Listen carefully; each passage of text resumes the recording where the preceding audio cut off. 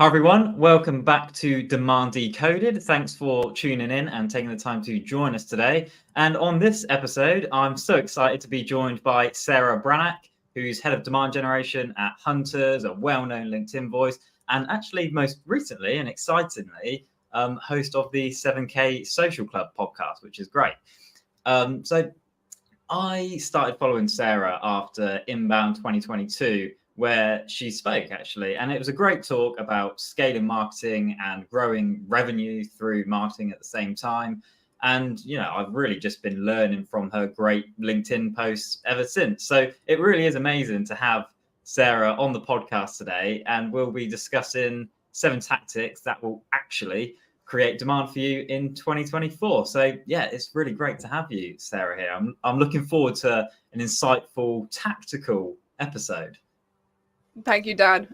Me as well. I'm a fan of your work here at Blend, and glad we've stayed in contact since that first initial meeting at Inbound. For sure.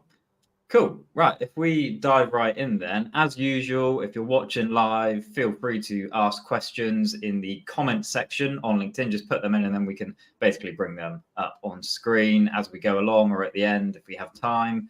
So I suppose we better start running through these 7 tactics. Do you want to kick things off by kind of introducing tactic number 1 and then we'll have a discussion around it? Yes, and maybe a little bit of context first. So I hear from a lot of marketers that it's a very challenging time to do marketing. Of course, there are so many factors at play that are making it hard to do business in general, right? We have devastating effects of war. We also have crazy inflation. We have companies, startups in particular, that have raised venture-backed capital in the last few years, and they're trying to live up to high valuations that have been set and, extortionate growth tactics. So it is a challenging time to be a marketer, but I will counteract that by saying it's also a very exciting time to be a marketer. And if you are somebody who is thinking, oh, my same old tactics that I'm constantly using aren't working as effectively anymore, hopefully you will get value from the tactics that we're about to share with you. And hopefully it'll give you a little bit of a source of inspiration going into 2024. So the first one I wanted to start with, Dan, is personal branding. I got one of those little profile badges from LinkedIn as a personal branding voice. So I will humble brag, but really it's a passion project of mine because I think as marketers, we don't do a good enough job of marketing ourselves. And also, I see many CEOs, many business leaders who have started incredible companies, and they're not doing an effective job of marketing themselves and their business in a meaningful way. So some of the examples that come to mind of companies that are doing a really good job of personal branding, whether it's the marketers within their organization or their CEO or other, thought leaders, often it's whoever within your company is going to be interesting to your ideal customer persona is an ideal candidate for personal branding work. And Cognism is one of the companies I think that stands out hugely. The team is based here in the UK, where you and I are based, Dan. So maybe we're a little bit biased there, but hopefully anyone watching in the States has also seen the wonderful work of Cognism. A thing to call out that they've done this year, their CMO, Alice DeCourcy, hopefully I'm saying that right, Alice, wrote a book about being a first-time CMO, and then did a full-blown book launch as if she was, an author and working with a publishing house. So I thought that was really impressive, and curious to hear whether you also saw that on social, Dana, and what your thoughts are. Well, didn't just see it. We have the book. And the book is a fantastic read as well. It's kind of Alice's journey from first starting at Cognism to kind of where they are today, and the whole transition of lead gen to demand gen and what that looked for the entire organization as well as the marketing team. Fully agree with Cognism. They're a fantastic example. I also noticed that their CEO has started posting on LinkedIn a lot more recently, talking more about the kind of revenue and sales side of the business, less so on marketing, but incredibly interesting for other CEOs to look at. 100%. And I think I saw he treated, people within his organization who had won a competition, and he was bringing them out to some sort of show or event. And I think, given the nature of their business, right, they're providing solutions that help SDRs, sales teams, marketing teams. I think the content that the CEO is creating, I'm sure with the help of the fantastic marketing team they have, is very effective. And then they're able to run thought leadership ads on top of the organic content that their internal creators are creating, which I think creates this really interesting flywheel where you're kind of creating once, seeing something be effective, and then distributing forever. Yeah. I think where marketers like us get a lot of pushback in this area when it comes to personal branding, as you kind of mentioned, there are a lot of voices in the business, and sometimes the people you want to hear from aren't the marketing department. So the challenge is getting those other influential people that are inside your business, have all of the subject matter expertise, to somehow then start creating that on LinkedIn or in another kind of place to build their personal brand. What do you think are some of the best ways that like a marketer can get started with those things and really engage those people within the business? Maybe they're a bit shy or just a bit hesitant to do it. I think getting buy-in from your executive team is so critical, and hopefully, they're not that far out of reach. If you're a marketer, you should feel confident to speak to your CEO, your CFO, your COO, and talk to them about, hey, I have these ideas around leveraging the voices within our business and amplifying them on social media. Can I work with you to do this? A lot of times people will say, yeah, I see the value of creating content, as let me give you an example that's not a sales and marketing example. So I work for Hunters, which is a cybersecurity company, and we have people, we have a chief information security officer at Hunters who is, their role is to protect hunters from threats and vulnerabilities and breaches. So we are trying to do the same thing that our customers are trying to do, secure their own organization. So for me, working with our internal CISO and creating marketing material around, hey, these are the things we're doing to protect our company, that is going to help us achieve the goal, which is amplifying those voices internally to our target audience, right? Customers that we're trying to sell to, or prospects we're trying to sell to, they don't want to hear from marketers at Hunters. They want to hear what our cybersecurity team is doing to secure our business, and also lessons that we're learning from our bigger customers who have different environment than we do. So I think it's really thinking about your ideal customer. What information do they want to hear? And then what is an ICP that reflects, what is a person within your business that reflects that ICP? And then talking to the leaders within your business, like, do you agree that social media is valuable? What are examples you see of this being done well? Do you think this is possible for us to replicate? And then can I share with you some suggestions around how we can achieve this? Can we work together? I think it's truly asking for that partnership and explaining to them that it's valuable and being aligned on what it should look like. Yeah, it's making it a priority for them as well, isn't it? Obviously, these people have, and the voices that you want will likely have a huge kind of range of things that they need to be doing on a day-to-day basis, and they might not see creating content to put on LinkedIn as one of those priorities. So I guess it's just changing that mindset, maybe seeing a bit of initial value, initial engagement to start to say, this is working, right? Like, our ICP and people who actually might become customers love your stuff. They're engaging. So this is going down the right route. Let's kind of keep it going. I think the beauty of it as well, Dan, is you can see that feedback very quickly.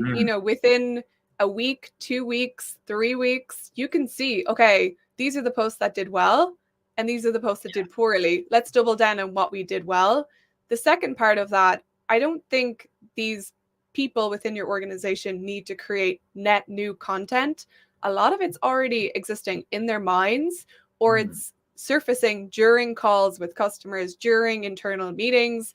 And I think you as a marketer, if you're able to ghostwrite for these people or else repurpose content that they're already creating internally, I think you can make that job much easier, and the time commitment is far less significant than you'd expect. Amazing. Cool. I think you summarized that beautifully. So, shall we move on to tactic number 2? Yes. So, tactic number 2 I have, which is closely related, but a little bit of a different spin, social media marketing. I think social media marketing is, going from strength to strength. Although algorithms change, I think the platforms are staying pretty consistent in terms of, for business, we're using LinkedIn, but we're also seeing TikTok being very prominent, and some brands are using TikTok really, really well. And there was a great example. I'm not sure if you caught this last weekend, Dan, but there was this great example where, this poor woman, her car burnt down somewhere in the States, and she filmed a TikTok to show that the Stanley cup she was using for her beverage was still intact, although there was a car that was completely destroyed surrounding it. And this video that she took got 80 million views on TikTok. And then Terence Riley, who is the global president at Stanley, said, Stanley cups are built for life. And, we would like to essentially buy you a new car. Yeah, but he did say this is a one-off, right? He said, don't expect it. Disclaimer. Yeah, we don't do this very often, right? This is a one-off. Don't go burning your car down with a Stanley bottle inside. I did see that though, and it was, just fantastic marketing without trying, really, and the power of social to make that go viral. And I can't imagine how many more orders they got for Stanley Cups after that. A few, I imagine, anyway. Yeah, and all of the news pickup, it was all over the media. I think what it shows is a brand needs to have a very strong value proposition. They need to have a great product. They also need to keep an eye on user-generated content and look for these opportunities to engage with the community. So, this is an extreme example that can't really be replicated by other brands or by Stanley again. They're not going to make a campaign out of this. But I think it shows the value of having your team deeply embedded within these social channels and observing what your community is talking about, what kind of content your community is creating, and then having your values in line, that you're ready to react to something really, really quickly to be able to maximize an opportunity like this. Yeah.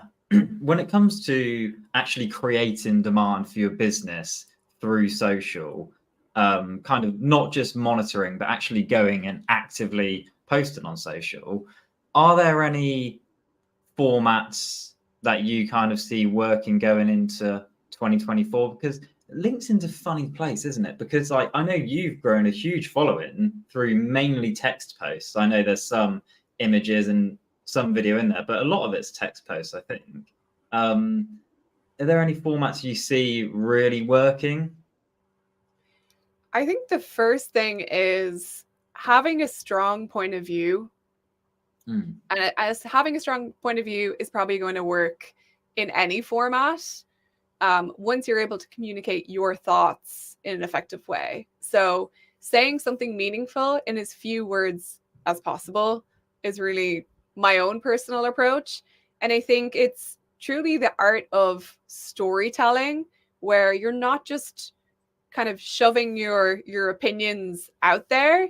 You're stating something where you're strong in your conviction, but then you're also able to articulate a story in a very simple, concise way to explain the context around what you're saying. And I think that, triggers a response in people, and that's really what fuels this engagement.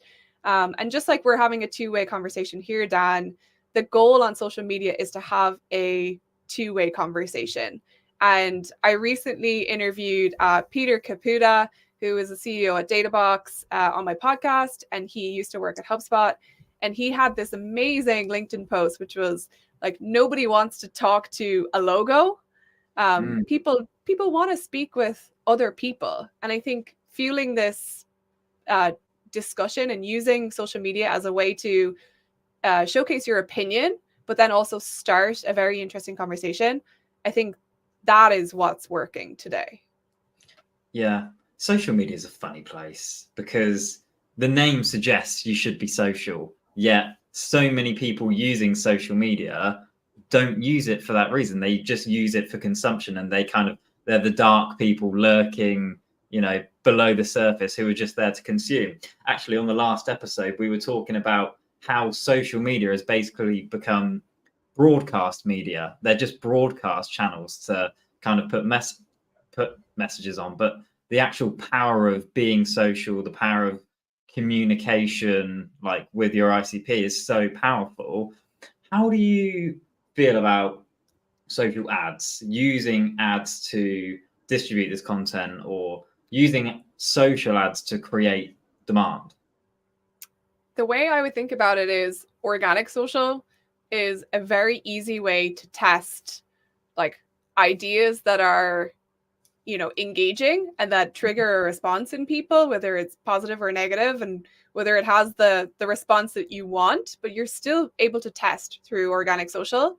And then paid is really amplification of social media content that's effective for you. So if you're seeing those signs of, yeah, you know what, this post got engagement, it resonated with people, I want to get this in front of more people that fit a certain criteria, paid social is phenomenal for doing that.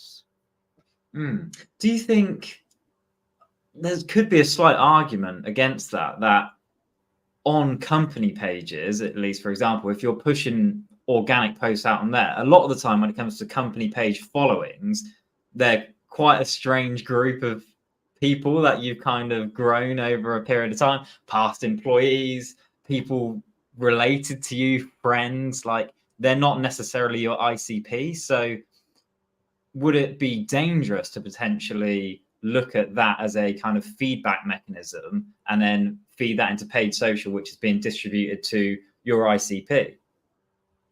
I think for most companies right now in B2B, engagement on your company page is so low, and it tends to be, your coworkers that are liking things and commenting on things, or maybe it's, to your point, your investors, or sometimes your customers. We had a customer recently who said, this is huge for a product announcement that, they clearly submitted this product feature request and have been backing it from a roadmap perspective. So like those are the outliers. But I think this again is where the people within your organization are very useful. If you are selling to,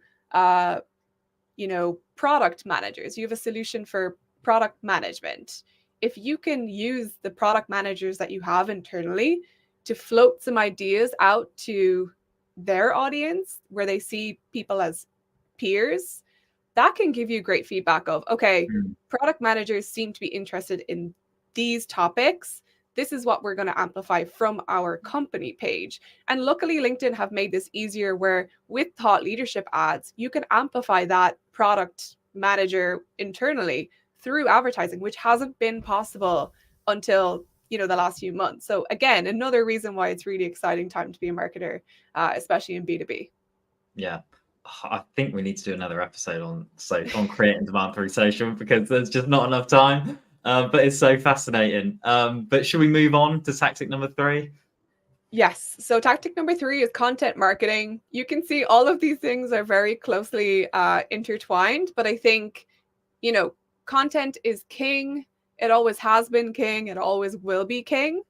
And one of the brands that's doing this extremely well at the moment, again, in the UK, based in the UK, but doing a lot globally, Stephen Bartlett's Diary of a CEO, they're the North Star example of content creation and content marketing, truly knowing your audience, finding the best speakers, researching them thoroughly.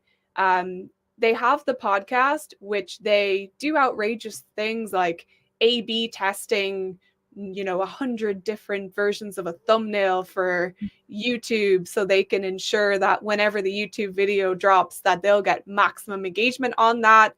Although, some B2B marketers will roll their eyes and say, I don't have the budget of, Stephen Bartlett and his team. But I think we can learn a lot as B2B marketers, where instead of ticking the boxes and saying, okay, yes, we have a thumbnail, yes, we have a social media post, why aren't we creating lots of different versions of thumbnails and switching them out and testing them and seeing how audience engagement changes based off the colors we're using or the title? These types of things, I think marketers, B2B marketers, need to push themselves to test more, to learn and to grow. Yeah, I'm a big fan of Diary of a CEO and Stephen Bartlett in general, and just his approach to content. And they're really just, the whole team is just so great at sweating the small things. Like, I know when they have interviewers come in, Stephen was saying how they choose the music depending on the guest that they have coming in, set the right temperature in the room, and like all of these things to create the best atmosphere, the best end result. It's really incredible. And yeah, like you say, just a great example of sweating the small things, like maximizing every fine detail to just make at least what you have the best it can possibly be. You might not have that huge budget, but you can probably optimize what you're currently doing. Yeah. And also focusing, right? They really focus on the podcast. And then after doing the podcast for, I don't know, something like 3 years, they've now introduced I think it's called Behind the Diary. And it's like a YouTube series of day in the life of Stephen and the team and all of these things that go into producing such a high performing podcast. So I think there are so many lessons to be learned from Stephen Bartlett and Diary of a CEO. The biggest one that my team is currently learning is, even if you create great content and maybe you distribute it as, a podcast episode, or like we're doing a live stream, what are you going to do with this content moving forward? What are the moments that we've had, Dan, that are the most kind of digestible, social worthy, clickbait worthy moments that we think would unleash a certain amount of virality within clips that we could produce and use on your social media or my social media, use it on TikTok, use it on YouTube, shorts. Like, there are so many potential avenues. And I think as B2B marketers, we just have to push ourselves to think, okay, just because the content has been produced and it has been distributed at the beginning, we need to extend that life cycle and kind of squeeze the lemon in terms of how much impact our content can make, even if we as marketers feel like everyone's already heard this or we're bored of the content.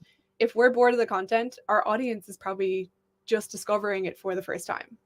Yeah, I'm definitely guilty of that, thinking, we've already spoken about this. Can we really speak about it again? Yeah, you can. And probably in similar formats, because not everybody's going to see every single thing that you post, I suppose. And like you said, yes, content is king, but I suppose distribution then is the whole monarchy. It's absolutely massive. There's no point in creating a piece of content if you're not going to distribute it afterwards, because all of that effort is essentially just wasted because nobody's going to see it. Yes. And there is a podcast that I also love called Marketing Against the Grain, which is Kip Bodnar. We had Kip on. Yeah, I saw that you had Kip on. I need to watch that episode.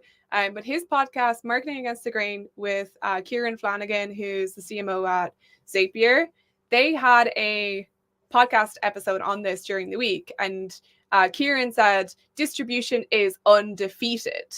And just taking this perspective of thinking about distribution as a priority rather than an afterthought, right? How many times do we as marketers think about the product or think about the objective and then we talk about distribution last? I think we need to flip that and think about distribution first. And some of the other examples, if we want to talk about another good B2B example within content marketing, there's a platform called Wistia. They do video marketing for teams, and they have an initiative called Fix My Setup, where they pick, a marketer or like a person who's influential within, their audience base, and they say, we're going to fix your setup. So they would take your setup behind you, Dan, and they would say, okay, if you get this camera, the quality will be better for streaming. If you get this lighting, half your face might be lit up and now all of it's lit up. We can make that plant behind you look like it has more life. We can insert a neon sign. We can place some clever product placement there and maybe get you an endorsement deal. I think Wistia do a really good job of creating customer marketing and content marketing. They even have a product release that they did recently, and they talked about it while riding on horses, almost like a country western type movie scene. And I think what they're doing is thinking outside the box of, hey, feature releases they're done kind of boring. What if we did them while riding horses? Or they did one in the summer while they were floating on a lake, in the States somewhere. So I think just getting more creative about, you have to deliver a message. It doesn't have to be delivered the exact same way every single time. Yeah, I think you have to get more creative now with the rise of AI and AI generated content as well. It's only more important to be more creative and not look like a standard B2B marketing piece of content that could be, created through AI, generated things. Creativity, it's going to be massive. So, should we move on? Yes. So the next one is community. I think creating a community for your organization, although it's a heavy lift, it's not something that you just start and you run for a quarter. It's very much a long-term commitment. But I think metadata is a great example of a company that has a very strong community, the Demand community. And I think they are a great example of how to have almost community-driven growth for your business. Yeah. So we had Katie on the podcast, actually. I think it was episode 11 or 10.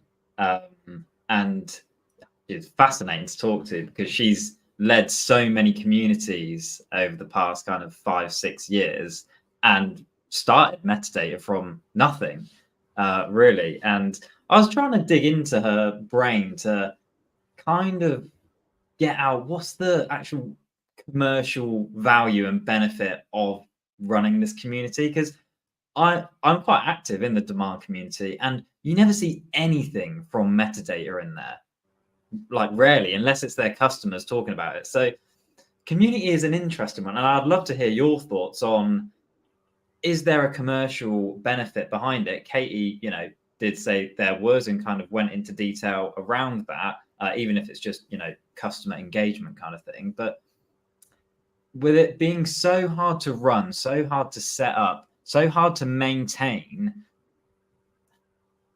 is it worthwhile for a lot of B2Bs, when you consider the commercial value you might get? I don't think it's the right move for every company, but I can think of ways that it's worthwhile for metadata. So I think their entire content marketing strategy is based around the topics that people are discussing within the community. I mean, they have a bird's eye view of every discussion that's taking place in an open forum within their Slack community. So I think from topics, webinars, SEO value, website pages, I think all of that is very useful. I also think they are able to source speakers very easily for their annual conference. And also, just having those people associated with metadata strengthen the value of their brand.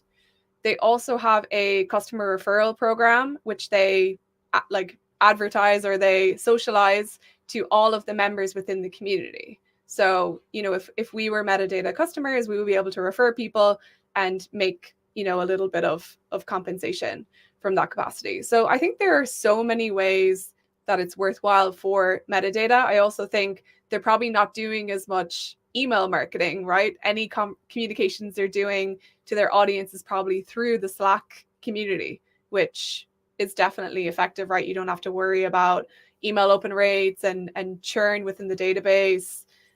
So I think it's definitely creating a different type of flywheel for their business. Yeah, when I think back to the chat with Katie, the one thing I think I would add is that if you're gonna set up a community for your business, it can't just be tagged on to somebody else's role. It can't just be part of a demand gen manager's role or a marketing exec's role. It really needs its own dedicated presence to own that community, monitor that community, and make it the best it can possibly be. Otherwise, it will kind of just be set and forget. Nobody will ever use it, engage with it, and it's kind of pointless.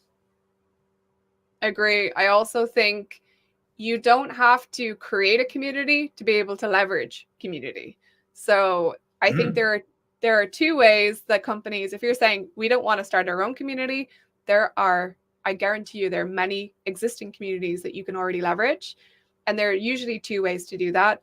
The first way is a pay to play in terms of sponsorship. So Pavilion is a very large community for GTM people, and they will allow sponsors. You can sponsor a dinner through the community. You can sponsor a webinar through the community. So I think that in terms of a pay to play is an option. And then also you can work with a creator who is a member of the community. So if a business wanted to use you as a creator, Dan, maybe the business is not welcome within this private community, especially if you think of executive like WhatsApp groups, etc. Like if you're working with a CMO and they're part of, communities that are specifically limited to CMOs, you can work with a creator who can help you understand insights from that community. Of course, they're going to be very careful about, I'm not going to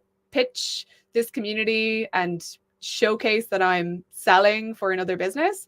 But if the conversation arises where somebody's asking for a suggestion to solve a certain problem and you have a vendor that you associate with in a certain way, you can give them that disclaimer of, hey, I help this company from time to time, but giving you just an honest suggestion. It's not a sales play. I think there are relationships like that take place, which effectively leverage community. Yeah, amazing. I like the two-pronged attack towards community there. Two different angles to use it, two great angles as well. Cool. Should we go on to number 5? Yes. So number 5 is brand activations. And I wanted to position this as brand activations rather than, event sponsorships or trade show sponsorship, because as a person who has worked on many different events throughout my career, I think the value of participating in an event is using it as an opportunity to activate your brand. So it's kind of like, if you think of like the Super Bowl, you will remember there are usually one or two brands that won the Super Bowl, right? And it's not the team. It's not really the team that's playing on the field, right? It's the advertisers that are, really going to battle during the advertising breaks. So if you think of taking that approach to what is the equivalent of the Super Bowl within your industry, there's usually one or two huge trade shows or events that happen throughout the year. And you want to be that company that people are talking about during the trade show, after the trade show. And usually the way to do that is not, being the company that spent the most amount of money. It's usually the company that's most creative. So there are plenty of ways that companies can do this. I think, the more creative and unique, the better. But what we're seeing is companies that are doing pop-ups around these large trade shows is one of the strategies that I've seen very effective this year. So CrowdStrike is one of the biggest cybersecurity brands in the world. And they had a pop-up store outside of the Moscone Center in San Francisco during RSA conference, which is one of the biggest conferences in cybersecurity. And people were just buzzing around that pop-up. They got so much foot traffic. They used the location as an area to serve meals. to deliver content, to have sales meetings. And I think CrowdStrike probably got more value out of their pop-up shop than they did their booth on the trade show floor. So thinking about creative ways to capitalize on an event that doesn't just require, okay, we need to have the biggest booth or we need to spend the most money with the conference organizer. Yeah, amazing. When I was at Inbound this year, actually, I know Chili Piper had a really successful sponsorship there. Outside, one morning I was walking to the conference center and I saw somebody like spray painting on the slabs outside. I thought, what the hell is going on? Like, vandalism is happening in front of my eyes. Like, what's going on? And they had like this chalk kind of paint that would obviously rub off, but I can't remember what the message was on there. But it was Chili Piper plus HubSpot, some sort of really creative message in there, and yeah, just thinking outside the box and ways that you can really draw attention is fascinating. So when you say brand activations, is there anything else that goes into that outside of events? Because brand and activations to me is quite a broad topic. Yeah, I think there's tons. And did you catch, I didn't catch it fully, but the North Face did a really cool brand activation where they had put like a North Face winter coat over Big Ben recently. Oh, I didn't see it, but I need to see it. Yeah, I think there are so many ways that companies can do a brand activation. One of the things my team did earlier this year was they did a breakup campaign on Valentine's Day, which was like break up with, a legacy solution and move to, a modern solution that better fits your needs. And doing that as a B2B company on Valentine's Day is the kind of activation that I'm talking about, where it's replicating something that's usually seen in B2C, but then being able to do it successfully in B2B. I think you're on to a winner because you're going to stand out. And I think standing out is just the best way to get attention from your audience. Yeah. And do you see that translate into those high intent inquiries, opportunities, pipeline? Or is it more of just a kind of let's get our brand out there and kind of hope? I imagine there is a lot of correlation. I think getting the brand out there from an awareness perspective is really important. I think you don't want to rely on the branding efforts to truly hit your pipeline targets. I think there are more tactical things you can do to ensure that, hey, we're going to hit our number by doing these proven things, but then having this kind of experimentation budget where we're going to try something different. We have no idea whether it'll work or not, but it's going to be brave and it's going to be bold. And if we want to really make a splash in the market, we need to exhibit that bravery and that bold kind of approach to get attention, especially in a very competitive market where everybody is copying one another. Yeah, amazing. Cool. Should we go on to number 6? Yes. So the number 6, I have influencer marketing. And I think the most effective way of doing influencer marketing in B2B is leveraging creators right now.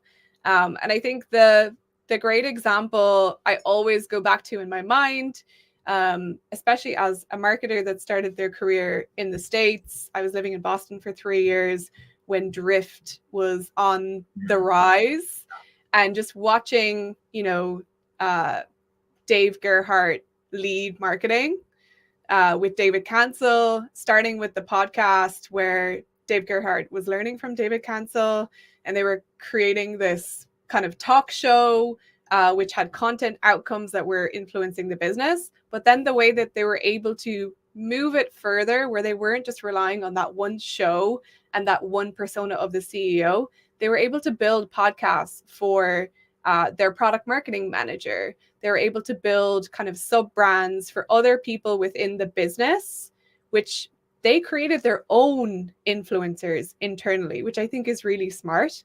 And if this isn't an option for your business currently, there are plenty of people that you can find through social media and through your industry that are creating relevant content that you can work with, that you can partner with doing it long term is always going to drive the best results, rather than trying to do short term things with people and then saying, oh, that didn't work. I think you really need to give it time. One of the best examples from the B2B side is Morgan Ingram. He has grown a presence for himself as kind of like somebody who creates content around sales and selling, but now he's really in the content creation and production and driving value business. And he has successful partnerships with Clary, where he's been involved in their events, also with Devin Reed and Kyle Coleman, and together they're kind of like the perfect trio to deliver valuable information to their audience. And then he also partnered with Nearbound, which is a new organization which does kind of like facilitates kind of lead sharing and lead introductions from one company to another. They had a conference recently, and Morgan ran a competition where I think it was like 3 people who signed up for the conference were going to win custom Nike Air Force Ones that had Nearbound embroidered on the shoes. And I thought it was a good creator partnership for somebody who has a large kind of sales and marketing audience and also an organization that's tapping into that space. And I thought they used creativity well. And I think it definitely helped cut through the noise of what we typically see on our LinkedIn feeds. Yeah, Nearbound were great, actually. Like, I just remember they hosted a mini golf event inbound this year, and it was brilliant. So I remember the name from that as well. So yeah, they're obviously doing something right. Is it a bit of a myth that influencer marketing is a complex thing to do? I haven't executed it before, really. It hasn't been a play that, like, I've ever kind of needed to do or like at the top of a priority list. But obviously, like, there's a bit of legislation around disclosing things as advertisements and things like that. How complex is influencer marketing to do? Or is it really as simple as reaching out to some popular creators in your space and creating some content with them? I think the concept is very simple. It's just how you mentioned. I think there are people who are influential and have strong opinions within your market that you can use, within webinars or podcasts or create a talk show, or have them post on your behalf through their social media profiles. I think all of that is very simple and straightforward. I think what we will see next year is the legality side around disclaimers. We've seen this within social media with Instagram and Meta, TikTok, etc., where people have to be very upfront about, hey, this is an advert. I'm being incentivized by a business to promote this product to my audience. We haven't seen that very widely within B2B yet, but I think we'll see a lot of it next year, because these are things that brands and creators both need to kind of make sure that they're adhering to any types of guidelines that are out there from a consumer protection perspective. Yeah, definitely a valid tactic, but potentially might get a bit more complex in the B2B space.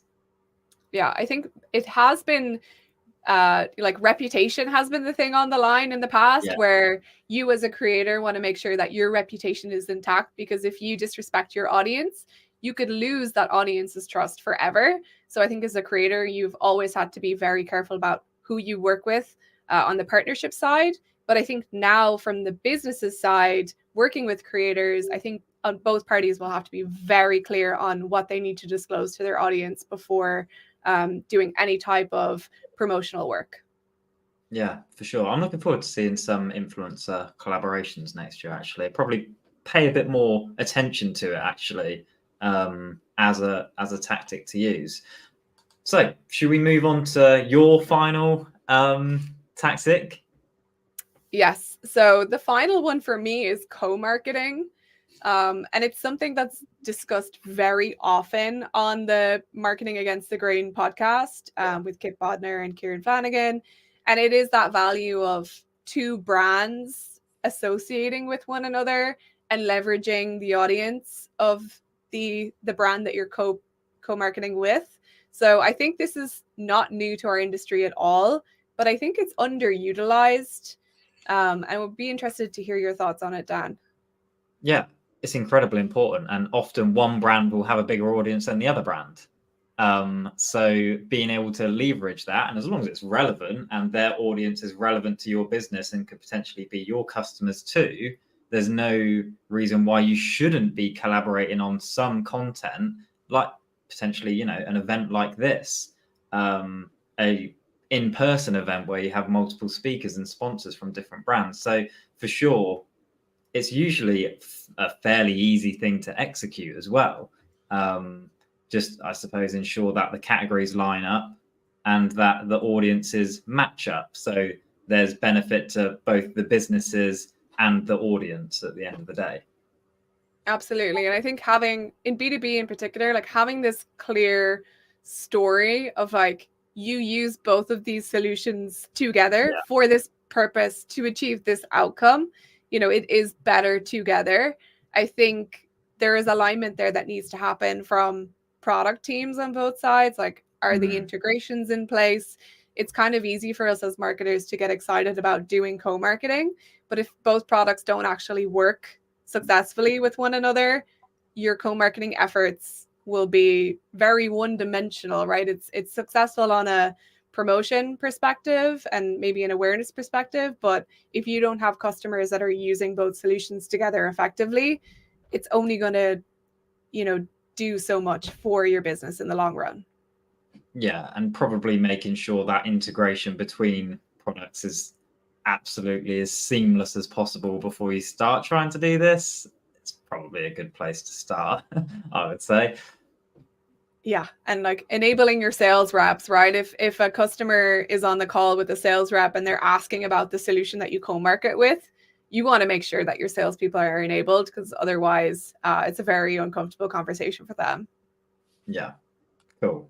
All right, well, I think we might have come to the end of your 7 tactics, but I might have a couple up my sleeve to discuss as well. There are a few that I was thinking about that haven't been mentioned that I think would be worth discussing.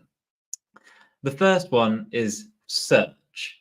And I know we're talking here about demand creation, how you create demand in 2024. Are you kind of ruling out search altogether as a demand creation channel, or is there still potential there? My challenge with search is I'm impatient, and I work with companies. I typically have worked with startups my entire career, and I work with startups that need to see results quickly. And I think the results of SEO only happens over time, and you need to be very strategic, very patient to see those results, versus what I said about, at the beginning, personal branding and organic social media. You're getting feedback very, very quickly. And I think that information should inform your website strategy and how you're optimizing for terms that your audience is going to be interested in. But I typically don't rely on SEO. I see it as a part of the strategy, but not something that I would kind of lead with. Yeah, I suppose it's where your audience is, right? And like where they're going to consume content. Some industries, I mean, most are quite well established on LinkedIn now, but some don't use it like that regularly or consume a lot of content on it. So if they are going to search to, answer their problems or questions and get solutions, then I would argue it still is a relevant place to at least create demand for your solution, but it doesn't create demand for the initial problem that arises. That comes from somewhere else. Yeah, I think demand capture is really where you see SEO coming into play, where, if people might hear about you through social media, but then they're going to search for your website, and you want to make sure that you're able to convert them when they're searching for you, because it's a fantastic outcome for people to think of your brand when they're trying to solve a problem. So it would be terrible to not invest in your website and not invest in search so that people can't find you and they find your competitors instead. Yeah, thinking about it, there's kind of like a scale of effectiveness when it comes to search. You've got like brand searches at the top, I mean, that's the pinnacle. If you've got somebody searching for your business after you've created that demand and built that affinity up with them elsewhere, that's kind of the best place to be. They literally want you and nobody else. I suppose next is those commercial high intent keywords where like somebody is looking for a solution there and then. If you're appearing highly in those results, that's excellent. Next, you kind of have those problem aware, longer tail keywords where it's great to answer the question, harder to build the affinity from then. So focusing, on working down from that is probably a good way to look at search, I think. Yeah, I will disclaim that I am definitely not a search expert, and I think you know a lot more on this topic than I do, Dan. So I wouldn't encourage any marketers to follow my advice on SEO. All right, well, let's move on because I've got another one. I don't know if this is a tactic to create demand, but I think we should mention it. Customer interviews and qualitative insights from customers. Like, it is kind of a tactic, just using it as a way to fuel other things, though. It's becoming, I think, more and more important to get those actual insights from your customers to fuel everything that you're doing, the content you're creating, the messaging on your website, the types of formats you're producing content in, listening to your customers or potential customers and really what resonates with them and what they want is really the end goal. Yeah, I agree. And I think as marketers, we typically, I'm sure there are exceptions, but I think we typically don't do customer marketing very well, right? A lot of the marketing decisions that we're making in a vacuum rather than getting this information from customers firsthand for a majority of reasons. I recently spoke to Danny Wolf. She is the CEO of a new business called Audience First, and she actually teaches marketers how to do customer research and customer marketing effectively. And she does kind of like teardown sessions of the marketing work that we see from vendors within cybersecurity. And she gets feedback from an actual cybersecurity practitioner on why certain words are, not welcomed and not appreciated by cybersecurity practitioners for different reasons. So I think more of that kind of education around how to do customer marketing successfully, I think is going to be very valuable for our industry. I think it's something that we assume we can do customer marketing, but I think it is an art and science of its own that needs to be appreciated by marketers, I think, more significantly within our industry. Yeah, I think it's trending that way, to be honest. I think more and more marketers are realizing that we need to stop guessing and taking the thoughts of our internal people and really start focusing on what our customers want, what our audience wants, and do more of that stuff. One last question, because I kind of want to summarize and get a gauge of these tactics. If you were going to invest your own money in, I don't know, let's pick three of these tactics, where would you invest it? I think it's impossible to answer because it really depends on your outcomes. Like, what are your desired outcomes and what are the resources that you have available to you? So I would encourage marketers to reverse engineer what you want to achieve. So if you can put yourself in a time machine and be at, the end of November or the beginning of December 2024, what are the things you will want to have achieved by this time next year? And then think about the tactics that will get you there. Okay. All right, fine. If you don't want to give me, sorry, is that a cop out? A bit of a cop out, but a fair cop out, I would say. Yeah, because I think the issue with, like people who are influencers on social media, and like I don't see myself as an influencer on social media at all. I just see myself as a marketer with an opinion who wants marketing to be done at the highest possible quality throughout organizations. And I've made a lot of mistakes and I don't want other marketers to make the same mistakes. So because of that, I was getting so passionate there that I forgot where I was even going. But you really have a lot of power, a lot more than you actually think. And I think nobody should be dictating to you that like this is the right way to do marketing or this is the wrong way to do marketing.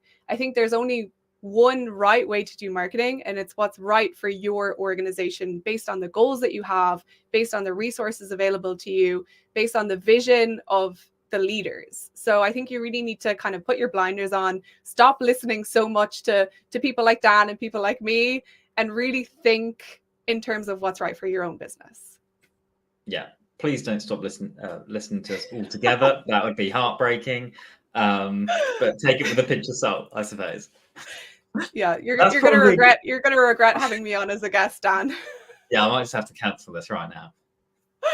But I do think there's only, getting information is great, and learning what's out there is great. But I think there's only so much content that you can actually take on board. And then there comes a point where you need to say, okay, what's right for our organization? Let's make some decisions. Let's get going. Because otherwise you're going to be in this endless cycle of, well, I heard this on LinkedIn or I heard this on a podcast. I think you need to limit the amount of education that you do and then go act and learn and iterate. Yeah, learn for yourself, put it into practice, because it's going to be different for every business. Yeah, and let us know how it goes. Yeah, I'd love to know. Love to hear it. Cool. I suppose we should wrap things up there. I don't know if you want to do just a little plug for the 7K Social Club podcast, which I know is fairly new. I'm a big fan of it. I suppose is the premise around basically how you grow your own following on LinkedIn mainly to 7K. Yes. So the premise is around how do you get started with growing a presence for yourself on LinkedIn, gaining the confidence to actually put your ideas out there and share, your thoughts, what you believe to be true, your learnings, etc. So there's a practitioner element, but there's also an element of encouraging CEOs, encouraging heads of departments to use LinkedIn as a channel that can help your business grow. Yeah. If you're interested in the personal branding tactic, like that podcast is for you basically, and we'll just give you everything you need to really execute that the right way. So let's wrap it up there. Thank you so much, Sarah. That was incredible and just so great to have you on Demand Decoded. Obviously, follow the Blend LinkedIn page for any future live events, and you can catch up with any episodes on YouTube, Spotify, or Apple Podcasts. Just search for Demand Decoded. So thanks for tuning in, and we'll see you next time. Bye, everyone.